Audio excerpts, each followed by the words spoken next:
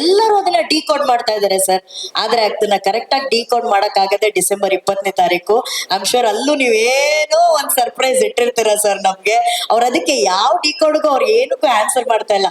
ಅದ್ ನಿಮಗ್ ಬಿಟ್ಟಿದ್ದು ಅಂತ ನೀವ್ ಹೇಳ್ತಿದ್ದೀರಾ. ಬಟ್ ನೋಡೋಣ. ಈ ವಾರ ಬಂದು ಡಿಸೆಂಬರ್ ಆಲ್ಮೋಸ್ಟ್ ನೀವು ನೋಡ್ಕೊಂಡ್ ಬಂದ್ರೆ ತುಂಬಾ ಲಕ್ಕಿ ವಾರ ಕನ್ನಡಕ್ಕೆ. ಮುಂಗಾರು ಮಳೆ ಆಗ್ಲಿ, ಕಿರಿಕ್ ಪಾಟಿ, ಅಣ್ಣನ್ ವೇದ, ಬಡವರ ಹಾಸ್ಕಲ್ಲು,